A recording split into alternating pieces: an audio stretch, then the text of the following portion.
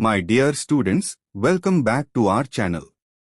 Students, in this video I am explaining Telangana Intermediate Second Year. Subject Political Science, Civics. Part B. Short questions, 5 marks. Let's start quick revision. First important question is 1. Explain any 4 causes for the Indian national movement. The Indian national movement was a struggle for India's independence from British rule. There were several causes behind this movement, and here are 4 main ones. 1. British exploitation. The British took advantage of India's resources for their own benefit. For example, they took raw materials like cotton from India, manufactured goods in England, and then sold them back to India. This hurt local industries.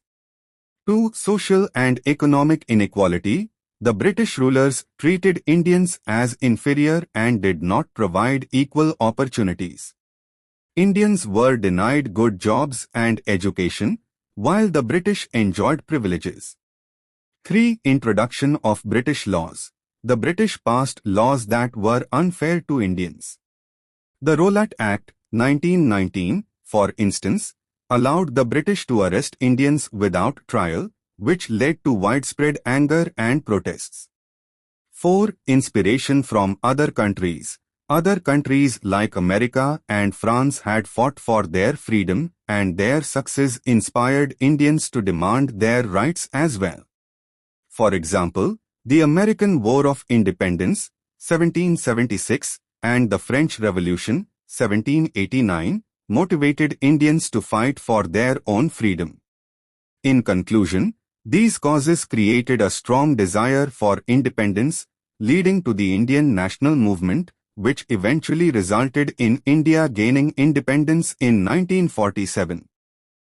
Next important question is 2. Explain the provisions of Gentleman Agreement. The Gentleman's Agreement was an understanding made between the British government and the leaders of the Indian community in 1917. It was an agreement that aimed to address the political demands of the Indian people while still maintaining British control. Here are the key provisions of this agreement. 1. Increased Indian representation. The British government agreed to allow more Indians to participate in the decision-making process.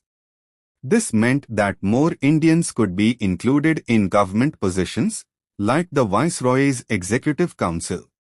2. Promise of reforms. The British promised to bring reforms to improve the political system in India. They said they would work towards providing more self-governance for India in the future. 3. No immediate independence. While the agreement gave more rights to Indians, it did not promise complete independence. It was more about giving them a larger role in the government under British rule. 4. Support for British war efforts. In return, the Indian leaders agreed to support Britain during World War I by contributing soldiers and resources. In conclusion, the Gentleman's Agreement was a step towards giving more power to Indians in the government, but it did not give India full independence. It showed that the British were willing to make some changes, but they still controlled the country. Next important question is 3. Basic features of India's foreign policy. India's foreign policy is the strategy it uses to deal with other countries. Here are some key features of India's foreign policy. 1. Non-alignment. India followed a policy of non-alignment, meaning it did not join any military alliances during the Cold War. For example, India did not side with either the USA or the Soviet Union, focusing instead on maintaining peaceful relationships with all countries. 2. Peaceful coexistence. India believes in resolving issues through peaceful talks rather than war. It focuses on diplomacy to solve problems. For instance, India has always tried to negotiate peace with Pakistan, even though the two countries have conflicts. 3. Support for global peace. India is committed to maintaining global peace and stability. India has been active in organizations like the United Nations, UN, promoting peacekeeping missions and helping resolve conflicts in other countries. 4. Promoting economic cooperation. India focuses on building strong economic ties with other nations. It has trade relationships with countries around the world, such as the United States, Japan, and countries in the European Union. In conclusion, India's foreign policy focuses on peace, non-alignment, and economic cooperation.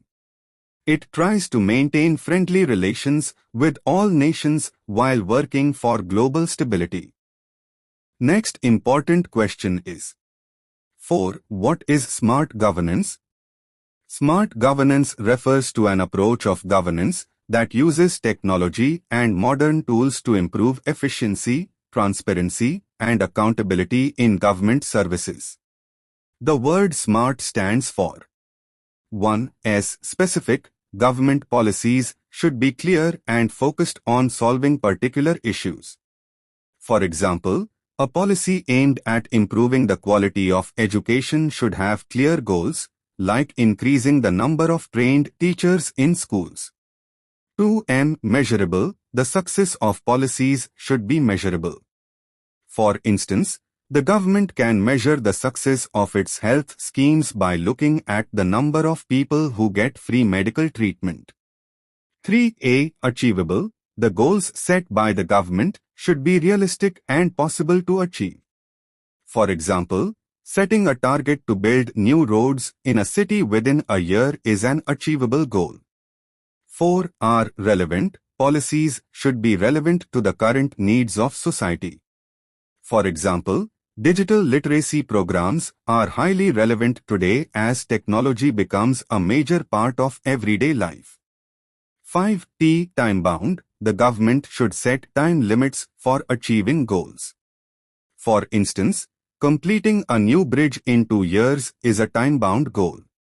In conclusion, smart governance ensures that government policies are clear, achievable, and focused on improving the lives of people. It promotes efficiency, transparency, and accountability in running a country. Next important question is 5. Write about election of Vice President of India and his functions. The Vice President of India is the second highest constitutional position in India, just below the President. Here's how the Vice President is elected and the functions they perform. Election of Vice President. The Vice President of India is elected by the members of both houses of Parliament, Lok Sabha and Rajya Sabha, through a secret ballot. To win, a candidate must get a majority of votes from the elected members of both houses. The election is held when the position becomes vacant, such as after the term of the current Vice President ends. Functions of the Vice President. 1. Chairman of Rajya Sabha. The Vice President is the Chairman of the Rajya Sabha, which is the upper house of Parliament. He or she presides over its meetings, ensuring that debates happen smoothly and according to the rules. For example, the Vice President decides who can speak during debates. 2. Acting President. If the President is unable to perform their duties due to illness, vacation, or other reasons, the Vice President can act as the President temporarily. For example, when the President travels abroad, the Vice President may take over the role. In conclusion, the Vice President plays an important role in the functioning of Parliament and can step in for the President when needed. Next important question is 6. Write about power and functions of the State Governor. The Governor is the head of a state in India, similar to how the President is the head of the country. The Governor's powers and functions are defined by the Constitution of India. Powers of the Governor. 1. Executive powers. The Governor appoints the Chief Minister, other ministers, and key officials like the Attorney General for the state. For example, The governor appoints the chief minister after elections and can dissolve the state assembly. 2. Legislative powers. The governor can summon, prorogue, end, or dissolve the state legislative assembly.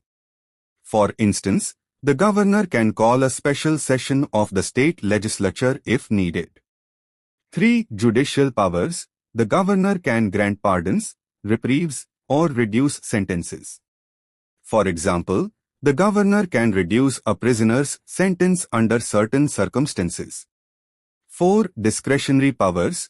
In some situations, the governor can act according to their discretion, especially when the state government is unstable or unclear. For example, if no party has a clear majority, the governor may have to decide who should be made the chief minister. Functions of the governor. The governor gives assent to bills passed by the state legislature. He or she represents the state in various ceremonial functions. In conclusion, the governor's role is essential in ensuring the smooth functioning of the state's government and maintaining law and order. Next important question is 7. Examine the recommendations of Sarkaria Commission. The Sarkaria Commission was set up in 1983 to examine the relationship between the central government and the state governments in India and to suggest improvements. The Commission made several important recommendations to strengthen federal relations and ensure smooth governance between the center and the states. Key recommendations of the Sarkaria Commission. 1. Strengthening state powers. The Commission suggested that the states should have more control over matters that affect them. For example, it recommended that the states should have a larger role in decisions related to education and health. 2. Role of governors. The Commission recommended that the role of governors should be more neutral and not interfere in the politics of the state. Governors should not act as agents of the central government, as seen in the past. 3. Use of Article 356, President's Rule. The Commission advised that President's Rule, when the central government takes over the state government, should be used only in rare and emergency situations to prevent misuse of power. 4. Interstate Council. The Commission recommended strengthening the Interstate Council, a platform where state and central leaders can discuss issues and resolve disputes. Conclusion. The Sarkaria Commission's recommendations were aimed at ensuring a better balance of power between the center and states, reducing conflicts, and promoting cooperative federalism. These suggestions have been largely accepted to improve India's governance. Next important question is 8. Center-state legislative relations. The center-state legislative relations refer to the relationship between the laws made by the central government, the union, and the state governments in India.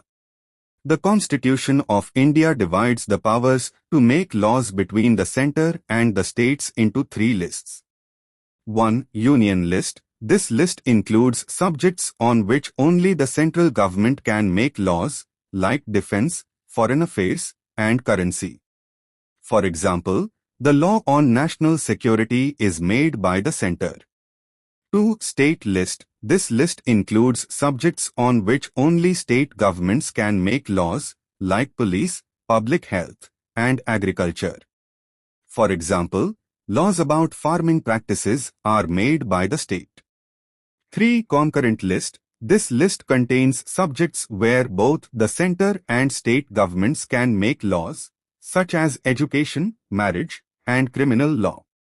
If both make laws on the same subject and there's a conflict, the law made by the center will prevail.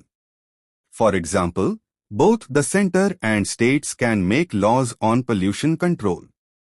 In cases of emergency or special situations, the center can make laws on matters in the state list. Conclusion. The center-state legislative relations are based on cooperation, with the Constitution carefully defining areas of lawmaking for both. This system ensures that both levels of government can work together while respecting their individual responsibilities. Next important question is 9. Describe the power and functions of the High Court. The High Court is the highest court in a state or union territory in India. It plays a very important role in the Indian judicial system. Each state has its own High Court, and some states share a High Court. Powers and functions of the High Court. 1. Judicial power. The High Court hears cases related to civil and criminal matters. For example, it can handle serious criminal cases like murder or civil cases involving property disputes. 2. Appellate power. The High Court hears appeals from lower courts like district courts. If a person is not satisfied with the decision of a lower court, they can appeal to the High Court for a review. 3. Constitutional powers. The High Court can interpret the Constitution of India. If someone believes their fundamental rights have been violated, they can approach the High Court for justice. 4. Supervisory power. The High Court has the power to supervise and give directions to lower courts to ensure justice is delivered properly. It can also transfer cases from one court to another if needed. 5. Writ jurisdiction. The High Court can issue writs, orders, to protect the fundamental rights of citizens. For example, if someone's rights are being violated, the High Court can issue a writ to stop it. Conclusion. The High Court ensures justice by handling serious cases, supervising lower courts, and protecting citizens' rights through its powerful legal functions. Next important question is 10. Describe the main provisions of the 73rd Constitution Amendment Act, 1992. The 73rd Constitution Amendment Act of 1992 focused on strengthening panchayats, which are local self-governments in rural areas. It aimed to make the system of local governance more democratic, effective, and empowered. Here are the main provisions. 1. Panchayat elections. The Act made it mandatory for regular elections to be held every 5 years for panchayats. These elections are to be conducted by an independent state election commission. 2. Reservation for women. One of the significant provisions was the reservation of 1/3 of seats for women in panchayats. This ensured more women's participation in local governance. 3. Reservation for scheduled castes and tribes. Seats were also reserved for scheduled castes, SCs, and scheduled tribes, STs, in panchayats to ensure that these communities have a voice in local decision-making.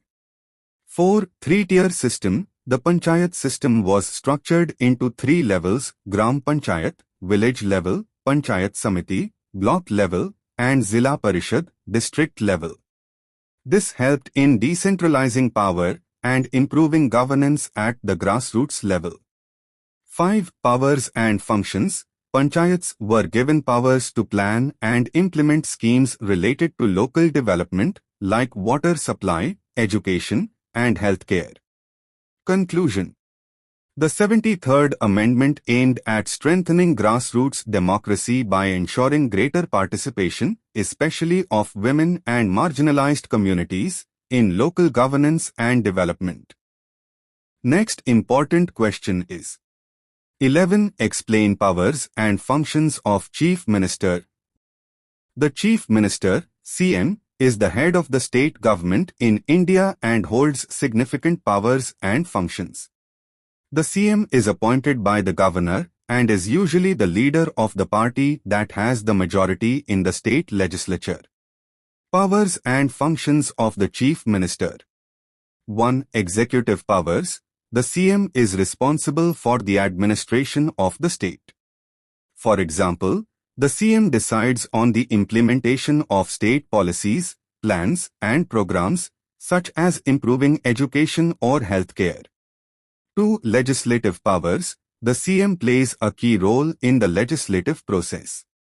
For instance, The CM leads the state government's efforts in introducing and passing bills in the state legislature. 3. Appointments. The CM appoints ministers, assigns them their responsibilities, and can also recommend their removal if necessary. For example, the CM might appoint a health minister to focus on improving the healthcare system. 4. Advisor to the governor.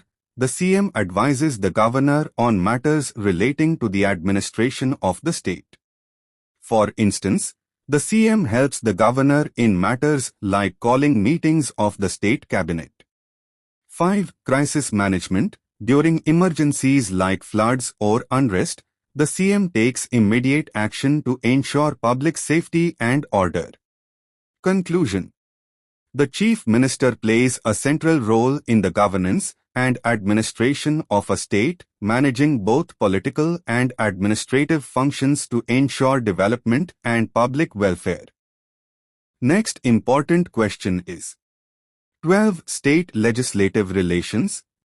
State legislative relations refer to the relationship between the state legislature, the body responsible for making laws at the state level, and other levels of government, like the central government. In India, the state legislature plays a key role in managing state affairs and enacting laws for local needs. Key points of state legislative relations. 1. Lawmaking power. The state legislature can make laws on subjects mentioned in the state list, like police, agriculture, and health. For example, a state government can make laws to improve local roads or manage water resources. 2. Concurrent list. On subjects in the concurrent list, both the center and states can make laws. If there's a conflict between the laws, the law made by the central government prevails. For example, both the center and states can make laws on criminal law, but if they clash, the central law will be followed. 3. Discretion of the governor. Sometimes, laws passed by the state legislature require the governor's assent before they become official. For example, if the state passes a law on education, the governor must approve it. 4. Dissolution of the state legislative assembly. The governor can dissolve the state legislative assembly if needed, usually after the completion of its term or in case of political instability. Conclusion. State legislative relations are crucial for the smooth functioning of federalism in India, ensuring that states can make laws according to their specific needs while maintaining cooperation with the central government. Next important question is 13. Center-state administrative relations. Center-state administrative relations refer to the relationship between the central government and the state governments in terms of administration, coordination, and implementation of policies in India. These relations ensure smooth governance across the country. Key points of center-state administrative relations. 1. Coordination. Both levels of government need to work together to solve national and local issues. For example, in times of natural disasters like floods, the central government provides financial and logistical support to the states for relief operations. 2. Central control. The center has some powers to control state administration in certain situations. For example, during an emergency, the central government can take over the administration of a state to restore order. 3. Delegation of power. The center often delegates powers to states to carry out certain administrative functions. For example, the states are responsible for managing primary education and healthcare, while the center may assist financially and provide guidance. 4. State services. The central government can provide training and assistance to state employees. It also has the authority to allocate funds for state projects. Conclusion. Center-state administrative relations focus on cooperation and coordination between the two levels of government to ensure effective governance, especially in areas requiring joint efforts like national security, development, and crisis management. Next important question is 14. Briefly write about electoral reforms in India. Electoral reforms in India are changes made to improve the election process and ensure fair, free, and transparent elections. These reforms aim to make the election system more efficient and inclusive. Key electoral reforms in India. 1. Introduction of electronic voting machines, EVMs, to avoid issues like ballot tampering and to speed up the counting process. India introduced EVMs. This made elections more transparent and accurate. For example, in 2004, India started using EVMs in national elections. 2. Representation of women. Efforts have been made to increase the participation of women in politics. For example, the 73rd and 74th constitutional amendments reserved one-third of the seats in local bodies for women, allowing more women to become part of local governance. 3. Voter identification. To prevent voter fraud, the Electoral Photo Identity Card, EPIC, was introduced. It ensures that only eligible voters can vote in elections. This helped in reducing fake voting.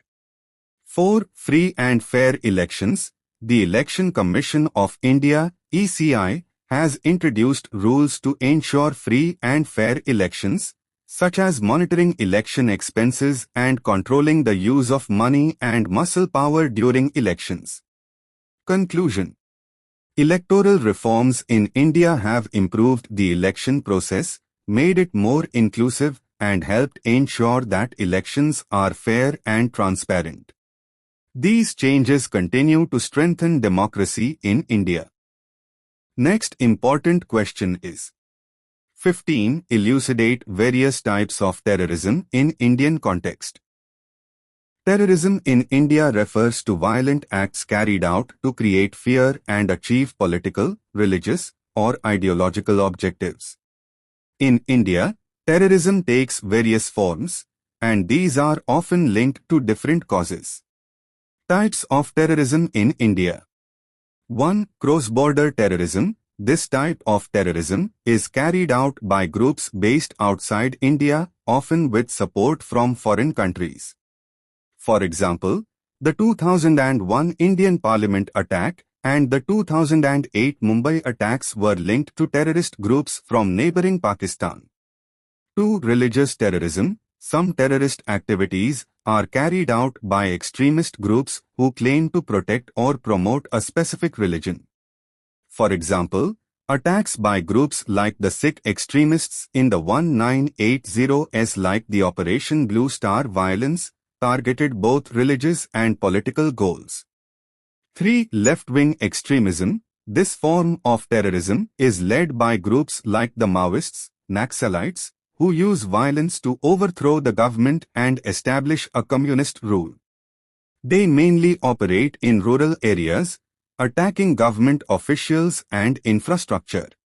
4. Insurgency movements. Terrorism can also stem from separatist movements, like the insurgency in Kashmir or northeastern states, where local groups demand independence or greater autonomy from the Indian government.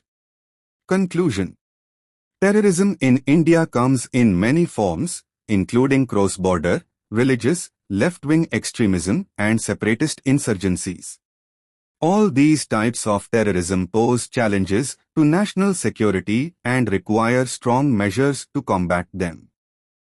Next important question is 16. What is e-governance? Explain its merits. E-governance refers to the use of digital technology, like the internet and computers, by government bodies to provide services, improve efficiency, and make communication with citizens easier. It involves delivering government services online and making processes more transparent. Merits of e-governance. 1. Improved efficiency. E-governance helps speed up government services.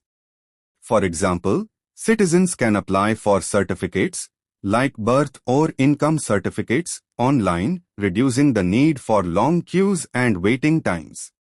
2. Transparency. With e-governance, government processes become more open and accessible. People can track the progress of their applications or check the status of government projects, reducing corruption and increasing accountability. 3. Accessibility. Citizens from even remote areas can access government services online.